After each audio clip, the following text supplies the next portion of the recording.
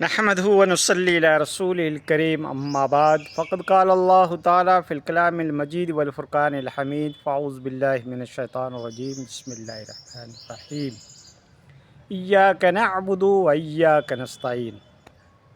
محترم ناظرین، معزز سامعین اکرام، محترم برادر، اکثر و بیشتر آپ ہمارے ٹاپک دیکھو گے تو اس میں یہ بات جھلکتی ہوئی نظر آئے گی کہ توحید یا اتحاد امت، اس وقت کی جو اشد ضرورت ہے وہ اتحاد امت کی ہے، اور اسلام کی مین اسٹریم تعلیم جو ہے وہ توحید کی ہے۔ تمام پیغمبر اعظم کی تعلیمات کو اٹھا کر آپ دیکھو گے، نبینا آدم علیہ السلام سے لے کر ہمارے آخری پیغمبر محمد مصطفیٰ صلی اللہ علیہ وسلم کی تعلیم کو دیکھو گے تو سارے پیغمبروں نے، سارے رسولوں نے توحید کے اوپر زور دیا، اللہ کی وحدانیت لوگوں کو سکھائی۔ وہ گمراہ قوم جو اکثر و بیشتر اپنے معبودوں کی غلط ٹریڈیشنل چلا رہے تھے، ان کی عبادت میں شرکیہ ایکٹیویٹی میں مبتلا تھے، جو گمراہ ہو چکی تھی، جو کئی معبود بنا رکھے تھے، کئی مددگار بنا رکھے تھے، کئی اپنی نصرت کے اڈے بنا رکھے تھے، ان سب کو پیغمبروں نے دھوش کیا، مٹایا اور ان کو خدا سے ملانے کی تعلیم دی، جس کو توحید پرستی کہا جاتا ہے۔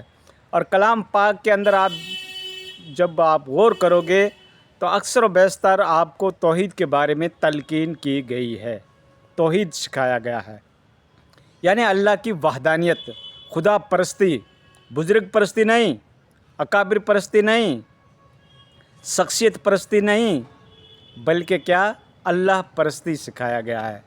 اور ہماری سب سے بڑا المیہ یہ ہے کہ جو ہم نے کئی ایک فرقے بنا رکھے ہیں، کئی فرقوں میں ڈیوائیڈ ہو گئے، کئی جماعتوں کے اندر ہماری جو قوم جو ہے وہ ڈیوائیڈ ہو گئی، منقسم ہو گئی، اور پھر وہ اپنے جو بزرگ تو تھے، فرقے کے بانی تھے، ان کی لیگیسی کو لے کر چل رہے ہیں، اور معاذ اللہ اس کو اتنی اہمیت دیتے ہیں کہ اس کے سامنے قرآن کی نص قطعی آ جائے یا حدیث مشہور آ جائے تو اس کو بھی ٹھکرا دیتے ہیں۔ کیا ہمارے بزرگوں نے قرآن نہیں پڑھا؟ کیا ہمارے بزرگوں نے احادیث نبوی نہیں پڑھی؟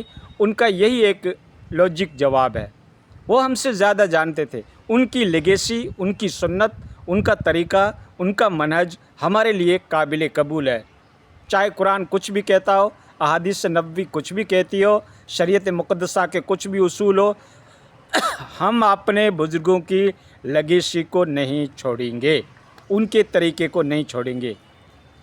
یہ آپ دیکھ لو، نگاہ دوڑا لو، اس کا آبزرویشن کر لو، اپنے معاشرے کے اندر، اپنے علماء کرام کے اندر، اپنے اسلامی قائدین کے اندر، اسلامی رہنماؤں کے اندر آپ نگاہ دوڑا کر دیکھو، جائزہ لو، کیا یہ ٹریڈیشنل پائی جاتی ہے کہ نہیں؟ فلاحی مبالغے کے ساتھ کہہ رہا ہے، آپ یہی کہو گے کہ جی ہاں یہ تو پائی جاتی ہے۔ اکابر کے منہج سے کوئی نہیں ہٹتا، بزرگ پرستی سے کسی کو چھٹکارا نہیں ہے، اور یہ ایک ایسی آکاش بیل ہے جو ہمارے دماغوں کے اوپر چھا گئی ہے، اور جب اس کو کوئی کھینچنے جاتا ہے یا اس کی دم کے اوپر کوئی پیر رکھتا ہے تو چلا اٹھتے ہیں، یہ کیا ہو گیا، یہ کیا کہہ دیا، یہ کون آ گیا؟ تو دوستو، آپ کے لیے سب سے پہلی اتھینٹک بک ہے مسلمانوں کے لیے، جس کو ٹیکسٹ بک کہا جاتا ہے اسلام مذہب کی، وہ قرآن ہے۔ قرآن کیا کہتا ہے؟ بزرگ کو جہنم میں جانے دو، ٹھیک ہے نا، پھینک دو اپنے اکابرین کو۔ قرآن کیا کہہ رہا ہے؟ قرآن کے آگے بزرگ کی چلے گی؟ قرآن کے آگے تو نبی کی بھی نہیں چلتی، قرآن کے آگے صحابہ کرام کی بھی نہیں چلتی، خلفائے راشدین کی بھی نہیں چلے گی۔ تو تمہارے بزرگ جو انسان ایک منی کی پیدائش ہے، کیا قرآن سے بڑھ کر ان کا عقیدہ ہے؟ قرآن سے بڑھ کر ان کا کانسیپٹ ہے؟ قرآن سے بڑھ کر ان کی کیا زندگی کی اصلاح ہو چکی ہے؟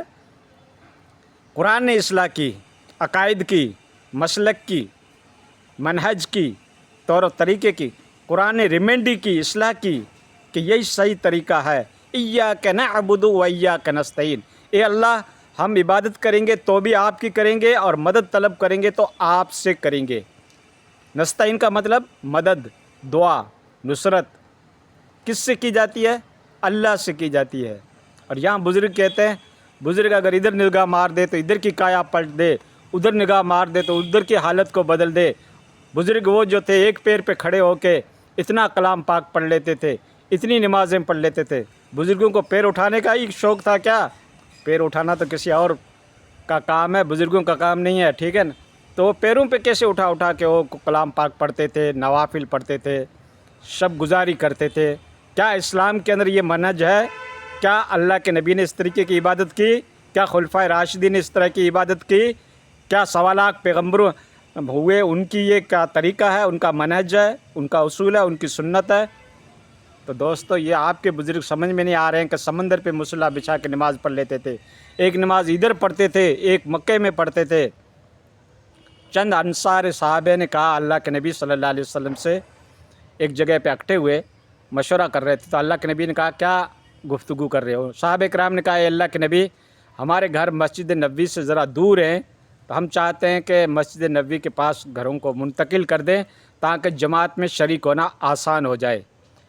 अल्लाह के नबी ने कहा ये तो बेहतर है, लेकिन अगर आप जितना दूर से आओगे इतना ज़्यादा सवाब मिलेगा। तो साहबे कराम ने वापस अपना इरादा कैंसिल कर दिया। वो साहबे कराम कह सकते थे कि आने वाले बुज़ुर्ग तो हवा में उड़ते हैं, एक नमाज दिल्ली में पढ़ेंगे, एक मदीना में पढ़ेंगे।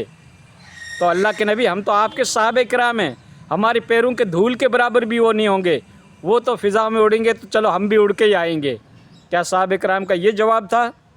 तो दोस्तों, ये कौन सा दीन है जो आप लोगों को परोस रहे हो और सुभान अल्लाह उसके ऊपर पब्लिक कह रही है, अंधभक्त उसको सुभान अल्लाह कह रहे हैं।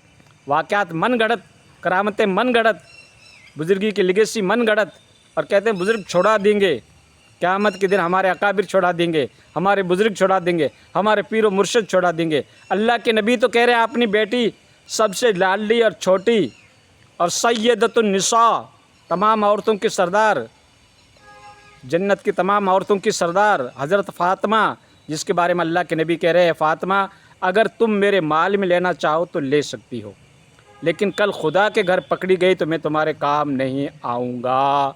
कौन कह रहे हैं? अल्लाह के नबी कह रहे हैं। जी हाँ, पीर नहीं कह रहा है, मुर्शिद नहीं कह रहा है, कोई खलीफा नहीं कह रहा, अल्लाह के नबी कह रहे हैं कि खुदा के घर अगर पकड़ी गई तो मैं तुम्हारे काम नहीं आऊँगा।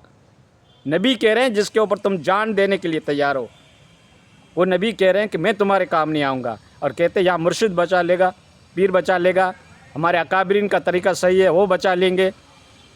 तो ये गंगा राम के समझ में ना आए। दोस्तों, तौहीद परस्त बनो और मुत्तहिद बनो, फ़िरक़ों में मत बटो, बटोगे तो कटोगे, ठीक है ना। हाँ, मुत्तहिद करो, कौम को मुत्तहिद करो। फ़िरक़ा परस्ती की लानत आपने खूब हवाएँ दी, खूब खिताबत किया, खूब नफ़रतें पैदा की, खूब बुग़्ज़ पैदा किया, खूब आपस में इंतशार पैदा किया। अल्लाह रा, अब तो संभल जाओ, वक्त भी संभलने का आया है। किस तरीके के मज़ालिम के पहाड़ इस कौम के ऊपर तोड़े जा रहे हैं, किस तरीके से परेशान कौम की जा रही है, किस तरीके से तुमको हदफ और टारगेट बनाया जा रहा है। अब भी ना संभलोगे, कब संभलोगे? ये आग तुम्हारे घरों तक पहुंच चुकी है। अल्लाह रा अवेयरनेस पैदा करो, जागृति पैदा करो, कौम को मुत्तहिद करो, एक प्लेटफॉर्म मोहम्मदी पे लेके आओ, कलमे तैयबा की छत्तर छियाँ के नीचे लेके आओ और अल्लाह के नबी की तालीम से लोगों को जोड़ो। फ़िरक़ा परस्ती मत सिखाओ, फ़िरक़ा परस्ती को ख़त्म करो। The time has been done, फ़िरक़ों की दुकानें बंद।